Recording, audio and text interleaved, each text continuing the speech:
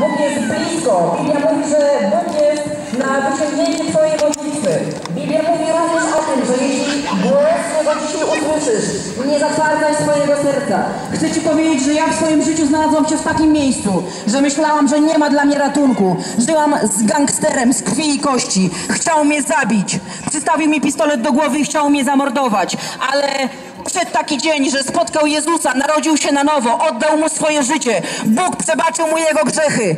I kiedy powiedział mi tą Ewangelię, powiedział do mnie: Agata, spotkałem Jezusa, On mi przebaczył moje grzechy. Proszę Cię, abyś mi też przebaczyła. I wiesz co, była to dla mnie straszna abstrakcja. Byłam bardzo poranionym człowiekiem. Bałam się od nowa zaufać.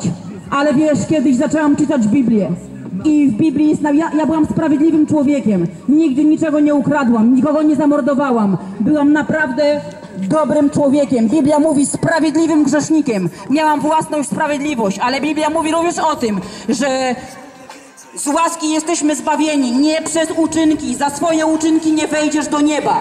Dlatego, że Bóg nie nazywałby się wtedy miłością. Bóg jest dla każdego taki sam. Boże Słowo jest dla nas wszystkich takie samo. I to jest nieprawda, że tylko taki, wiesz, straszny grzesznik jak morderca potrzebuje Jezusa. Również ty, jako sprawiedliwy człowiek, potrzebujesz pojednać się z Bogiem, bo inaczej pójdziesz do piekła.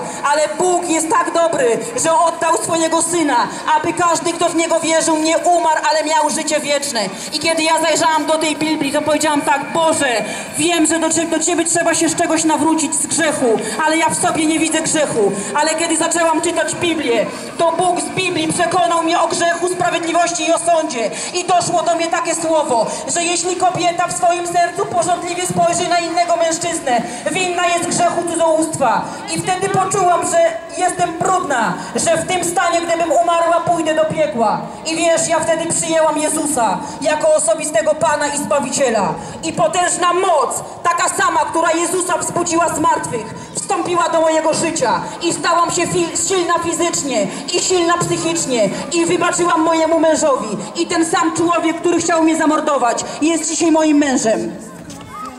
Rozumiesz? Bóg to nie jest pierdoła.